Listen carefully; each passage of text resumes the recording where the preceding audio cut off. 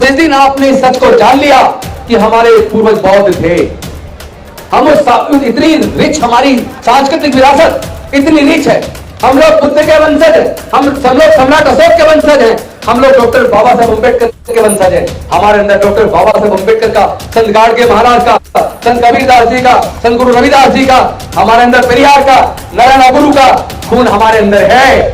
तो भैया अपनी ताकत को पहचानो, एकजुट हो जाओ। और वैसे भी आपको समझ आ जाना चाहिए हमारा आपका सबका खून एक है, क्योंकि कुदरत ने जाति नहीं बनाई। अगर जब पूरी दुनिया में जाति नहीं है तो केवल भारत में जाति क्यों है? और जाति को किसने बनाया? जाति की वजह से किसको फायदा हुआ और जाति की वजह से किसको नुकसान हुआ? आपको पहचानना पड़ेगा, अपने अच्छे बुरे के बारे में पहचानना पड़ेगा। आप देख रहे हैं सम्यक इंडिया टीवी।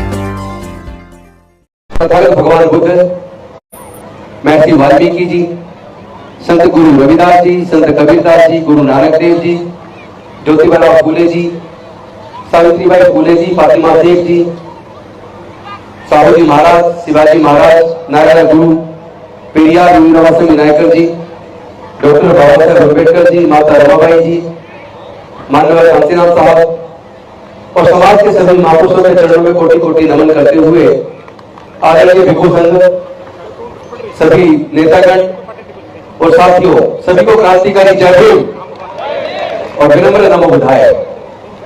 आप सब लोग हिंदी जानते हैं? क्योंकि मैं कन्नड़ नहीं जानता। सबसे पहले तो मुझे ये देखकर बेहद खुशी हो रही है कि आज कर्नाटका के गुलबर्गा जिले के अंदर तमाम अनुसूचित जाति, जनजाति, पिछड़े वर्ग के सभी महत्वपूर्ण लोग इस विशाल बौद्ध समारोह में उपस्थित हैं। और सबसे ज्यादा गर्व की बात यह है कि अब हमारे समाज के लोगों को यह बात समझ आने लगी है कि जातियां कुदरत ने नहीं बनाई हैं, जातियां चालाक इंसानों ने बनाई है। वो कौन लोग हैं जिन्होंने देश के मूल निवासियों को 7,443 जातियों में बांट दिया?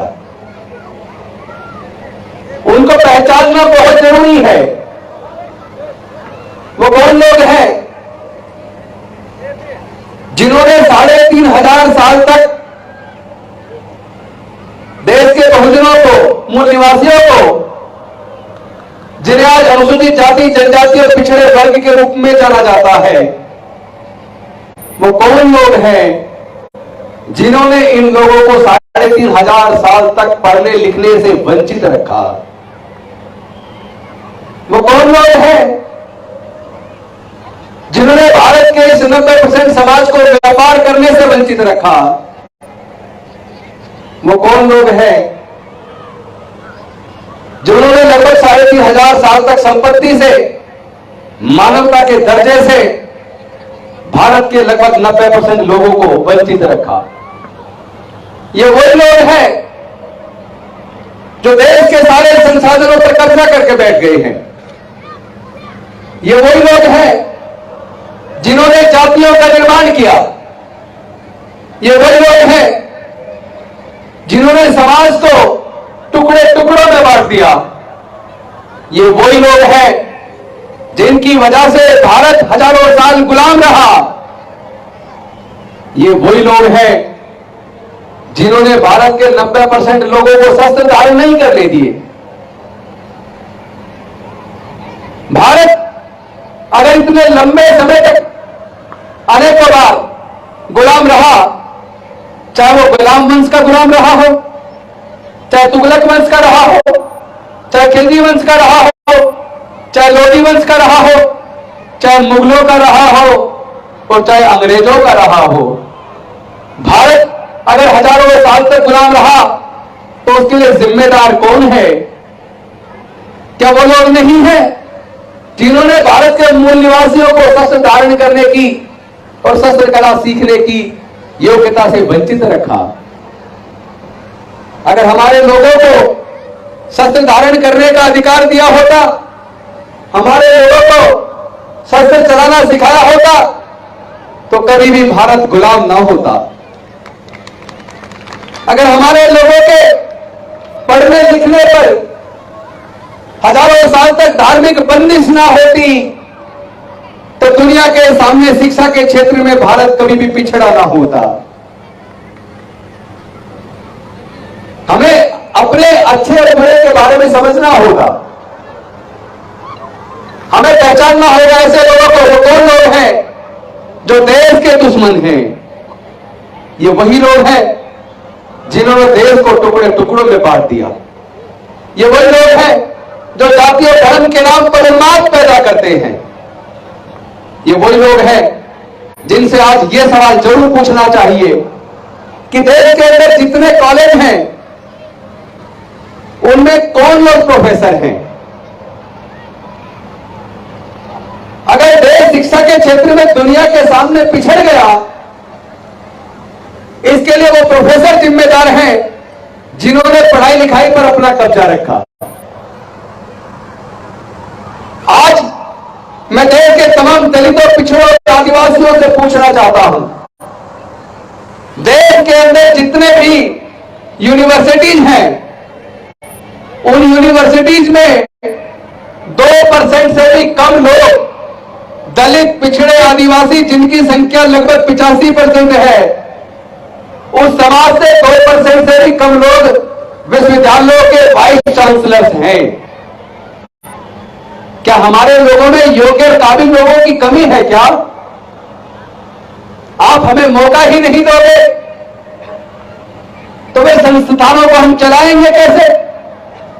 और जब संस्थानों को तुम चला रहे हो, फिर भी हमारे देश के शिक्षण संस्थान दुनिया के 100 विश्वविद्यालयों में एक भी स्थान हासिल नहीं कर पाए। इसके लिए अगर भारत इतना पिछड़ गया है तो इसकी जिम्मेदारी भी वही लोग स्वीकार करें जिन लोगों ने शिक्षा पर अपना कब्जा रखा और शिक्षण पर अपना कब्जा रखा। मैं आप सबसे पूछना चाहता हूं, कलबुर्गी के अंदर या दलित, आदिवासी या पिछड़े समाज के लोग हैं जितने आए हुए हैं, मैं पूछना चाहता हूं, अगर सुप्रीम कोर्ट, हाई कोर्ट के अंदर अनुसूचित जाति, जनजाति और पिछड़े वर्ग के लोग जज नहीं बन पाते तो कौन सी व्यवस्था उसके लिए जिम्मेदार है? अगर इन सारे समाजों के, जिसकी संख्या लगभग 85% है, अगर वो वाइस चांसलर, प्रोफेसर नहीं बन पा रहे, अगर वो बिजनेस के अंदर अपना हिस्सा सुनिश्चित नहीं कर पा रहे, तो इसके लिए कौन जिम्मेदार है? हमारे लोग जिम्मेदार नहीं है। हमारे लोग तो मेहनत कश हैं। हमारे लोगों के अंदर प्रतिभा कूट कूट के भरी है।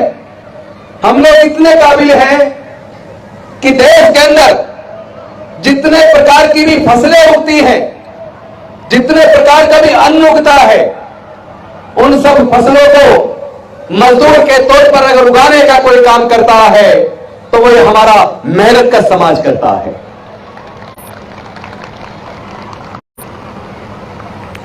कपास उगाकर, रुई बनाकर, धागा बनाकर कपड़ा बनाने का, कपड़ा सिलने का काम हमारा ये मेहनत का समाज करता है। मैंने पिछले दिनों देखा, कई राज्यों से ऐसी खबर आई कि स्कूलों के अंदर जो मिड डे मील बनाती थी वो दलित समाज की महिला थी, तो बच्चों ने उनके हाथ के बने खाने को मना कर दिया। उन्होंने कहा कि हम दलित भोजन माता के हाथ का बनाया हुआ खाना नहीं खाएंगे। मैं पूछना चाहता हूं ऐसे लोगों से कि जो भी खाना आप खाते हैं,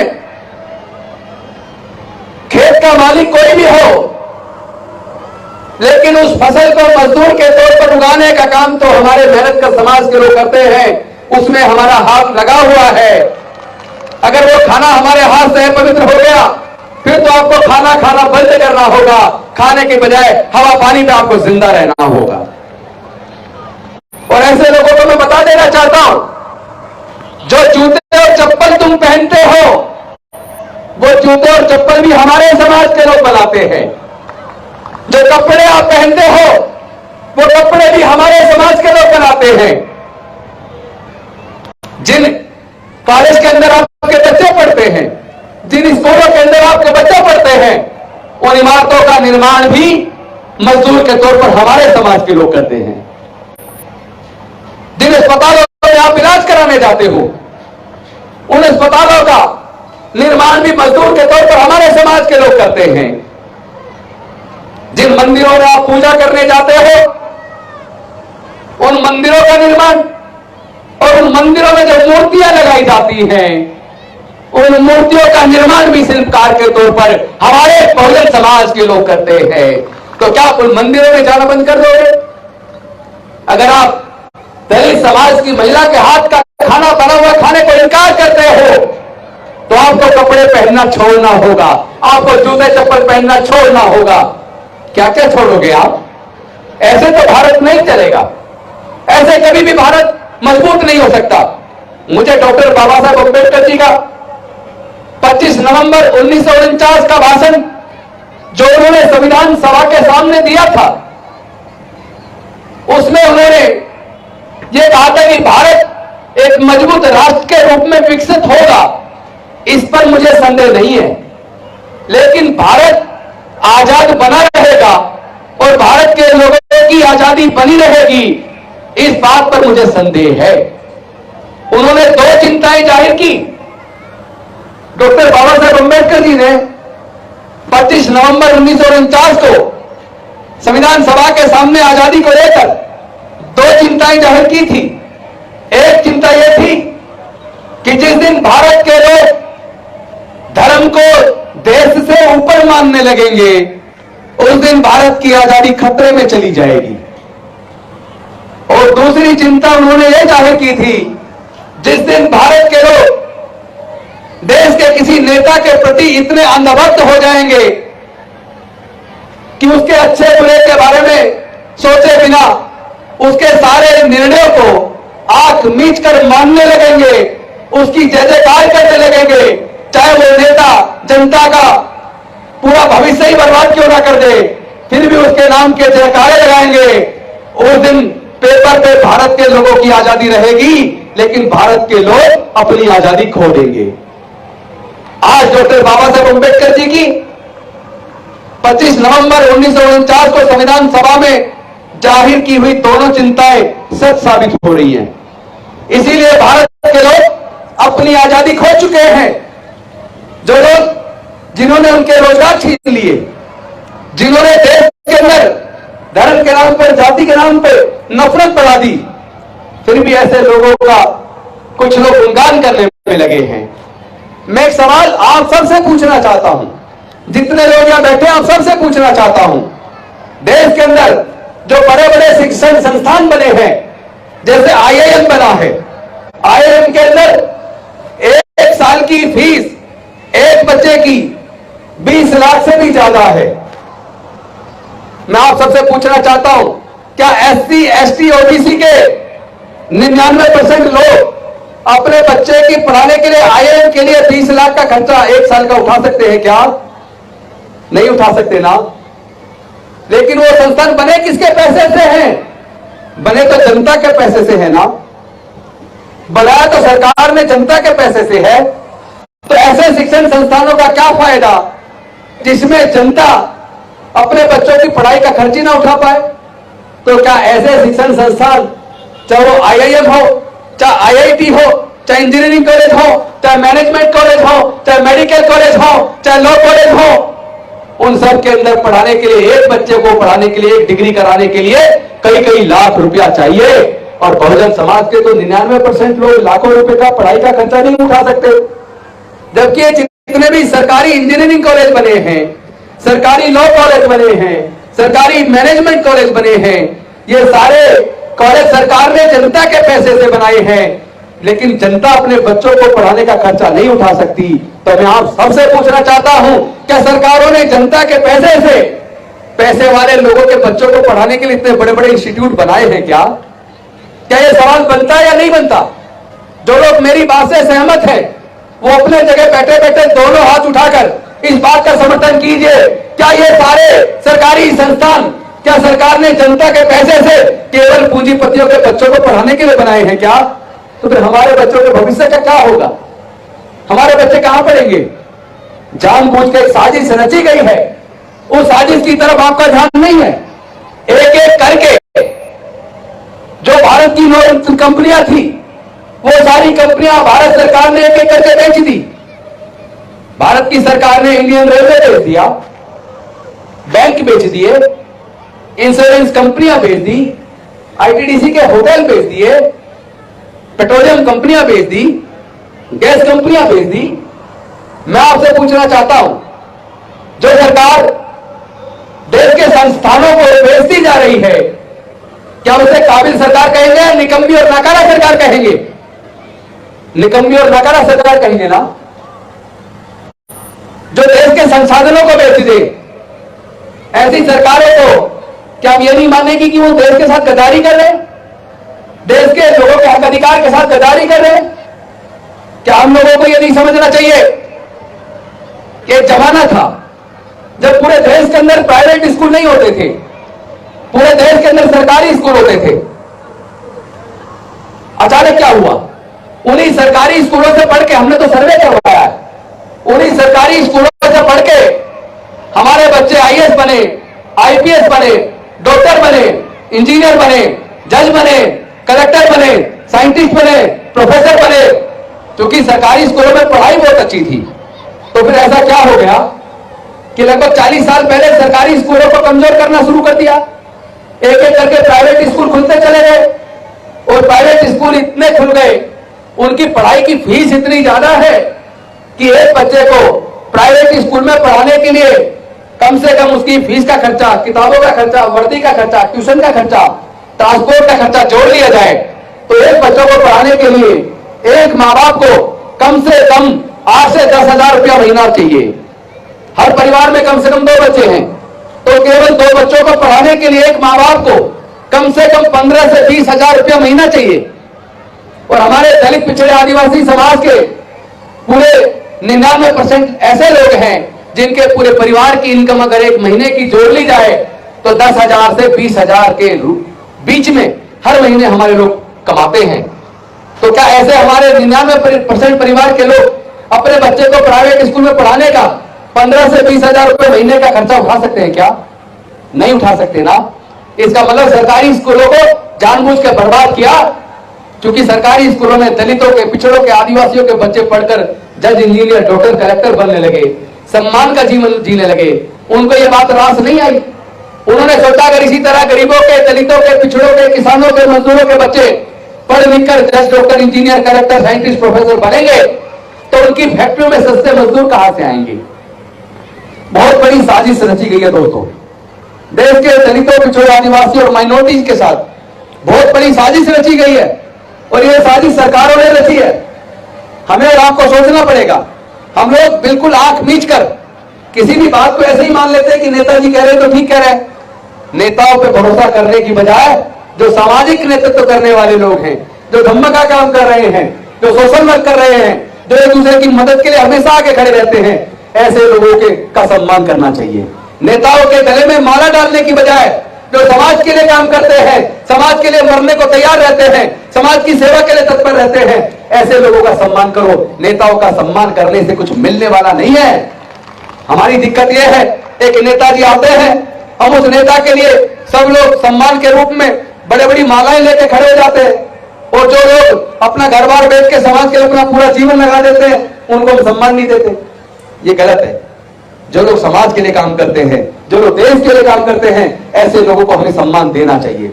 अपनी बहन बेटियों को इज्जत देनी चाहिए। जो लोग अपनी बहन बेटियों की इज्जत ना करें वो इस लायक नहीं है कि उनके जीवन में कोई तरक्की आए। आपके जीवन में तरक्की में जो लोग बाधा है वो इसलिए बाधा है क्योंकि आप लोग एकजुट नहीं है। आप लोग जो कहते हैं हमारे साथ जातिगत उत्पीड़न होता है, जो कहते हैं हमें हमारा हक नहीं मिला, भारत में अगर तरक्की हुई है उस तरक्की में हमें हिस्सा नहीं मिला, वो लोग कभी अपने गिरबान में झांक कर देखें। कोई मदिगा, कोई माला, कोई हड़िया, कोई कुछ, हम ही लोग आपस में टुकड़ों में बटे हुए हैं। हम ही एक दूसरे को इज्जत सम्मान देने को तैयार नहीं है। हम ही लोग, कोई दलित है, कोई पिछड़ा, आदिवासी, ये तो है ही। दलितों में भी बहुत सारी जाति, आदिवासियों में बहुत सारी जाति, पिछड़े वर्ग में बहुत सारी जाति, हम ही हजारों टुकड़ों में बट गए। तो भाई हमारी इस बंटवारे का फायदा तो दूसरे लोग उठाएंगे। तो अगर आप चाहते हो आपका शोषण ना हो, अगर आप चाहते हो आपका उत्पीड़न ना हो, तो आप लोगों को एकजुट होना पड़ेगा। आप लोगों को अपने बीच फैले इस जातिवाद को खत्म करना पड़ेगा। ये जो हमारे बीच में जातिवाद फैला है, इसी को ब्राह्मणवाद कहते हैं, इसी को ब्राह्मणवाद कहते हैं। पहले दलितों के, पिछड़ों के, अल्पसंख्यकों के, आदिवासियों के बीच में जो जातिवाद बढ़ गया है, उसके बीच में जो मनवाद घुस गया है, अपने अंदर फैले हुए इस जातिवाद को तो खत्म करो। जिस दिन आपने अंदर फैले हुए जातिवाद को खत्म कर दिया, रोटी बेटी का रिश्ता आपस में करना शुरू कर दिया, और जिस दिन आपने इस सच को जान लिया कि हमारे पूर्वज बौद्ध थे, हम इतनी रिच, हमारी सांस्कृतिक विरासत इतनी रिच है, हम लोग बुद्ध के वंशज हैं, हम सब लोग सम्राट अशोक के वंशज हैं, हम लोग डॉक्टर बाबा साहब अम्बेडकर के वंशज हैं। हमारे अंदर डॉक्टर बाबा साहब अम्बेडकर का, संत गाड़गे महाराज का, संत कबीरदास जी का, संत गुरु रविदास जी का, हमारे अंदर पेरियार का, नारायण गुरु का खून हमारे अंदर है। तो भैया अपनी ताकत को पहचानो, एकजुट हो जाओ। और वैसे भी आपको यह समझ आ जाना चाहिए, हमारा आपका सबका खून एक है, क्योंकि कुदरत ने जाति नहीं बनाई। अगर कुदरत ने जाति बनाई होती तो अमेरिका में भी जाति होती, जर्मनी में भी जाति होती, रसिया में भी जाति होती, चाइना में भी जाति होती, जापान में भी जाति होती, फ्रांस में भी जाति होती, इटली में भी जाति होती। जब पूरी दुनिया में जाति नहीं है तो केवल भारत में जाति क्यों है? और जाति को किसने बनाया? जाति की वजह से किसको फायदा हुआ और जाति की वजह से किसको नुकसान हुआ? आपको पहचानना पड़ेगा, अपने अच्छे बुरे के बारे में पहचानना पड़ेगा। हम लोगों को चाहिए, हम लोग समाज को एकजुट करें, हम लोग अपने अंदर फैले हुए जातिवाद को खत्म करें। और जब हम लोग एक हो जाएंगे, अपनी ताकत 88% लोगों पर, 12% लोग राज नहीं कर सकते। 88% पर 12% लोग राज नहीं कर सकते। भारत की सत्ता में, भारत के संसाधनों में बिना किसी पक्षपात के, बिना किसी छुआछूत के, बिना किसी जातिवाद के, बिना किसी वर्गवाद के सबको समान रूप से हिस्सा और भागीदारी मिलनी चाहिए। मिलनी चाहिए कि नहीं मिलनी चाहिए? जो देश के अंदर प्राकृतिक संसाधन है, जल जंगल जमीन है, तमाम तरह के खनिज पदार्थ की खाने हैं, जहां से उत्खनन होता है, अरबों खरबों रुपए का उत्खनन होता है। मैं आप सबसे पूछना चाहता हूं, देश के अंदर जो प्राकृतिक संसाधन है, जल जंगल जमीन है, क्या कोई अपनी मां के पेट से लेकर पैदा हुआ है? अगर मां के पेट से लेकर पैदा नहीं हुआ तो केवल कुछ ही लोग उसके मालिक क्यों है? उसमें हमारा और आपका हिस्सा कहां है? यह सवाल बनता है नहीं बनता? हम लोगों को चिंतन करना चाहिए कि हमारा हक किसने मारा है। हम नहीं चाहते किसी दूसरे के साथ पक्षपात हो, लेकिन हमारे लोगों के साथ पक्षपात होगा तो हम लोग चैन से नहीं बैठेंगे। हम अपने लोगों के हक अधिकार की लड़ाई को लड़ेंगे। हम लोग डॉक्टर बाबा साहब अम्बेडकर की कुर्बानी को बेकार नहीं जाने देंगे। डॉक्टर बाबा साहब अम्बेडकर जी ने अपने 4 बच्चे किसके लिए गवा दिए? माता रमाबाई को जवानी में खो दिया, किसके लिए खो दिया? अपनी पूरी जिंदगी जलाकर डॉक्टर बाबा साहब अम्बेडकर जी ने हमारे जीवन में रोशनी पैदा की। क्या हम डॉक्टर बाबा साहब अम्बेडकर की निकम्मी और नाकारा औलाद हैं? क्या हम डॉक्टर बाबा साहब अम्बेडकर जी के साथ धोखा कर रहे हैं? क्या हम अपने सारे महापुरुषों के साथ धोखा कर रहे हैं? अगर हमारे अंदर ईमानदारी है, वफादारी है, अगर हम डॉक्टर बाबा साहब अम्बेडकर के सच्चे सिपाही हैं, तो हम दलित पिछड़े आदिवासियों को एकजुट करेंगे, अपने हक अधिकार की लड़ाई को लड़ेंगे, अपने बीच फैले हुए जातिवाद को खत्म करेंगे और एक ऐसी सामाजिक शक्ति का निर्माण करेंगे ताकि कोई हमारे उत्पीड़न करने के बारे में सोच भी ना सके। वरना आज आजादी का 75वां अमृत महोत्सव मना रहे, मंदिर में घुसने पर, मूर्ति छूने पर हमारे लोगों की हत्या हो जाती है, मूर्छ रखने पर हमारे लोगों की हत्या हो जाती है, हमारी बहन बेटियों की इज्जत लूट के हत्या हो जाती है, पानी का घड़ा छूने पर हत्या हो जाती है। ये इस तरह का जुल्म अब हम बर्दाश्त करने के लिए बिल्कुल तैयार नहीं है। हम लोग लड़ेंगे, हम लोग जीतेंगे। आप सबने मेरी बात को सुना, बहुत बहुत धन्यवाद। जय भीम, जय भारत। एक बार जोरदार नारा मेरे साथ लगाएंगे, जय जय जय जय जय भीम, जय जय जय जय जय भीम।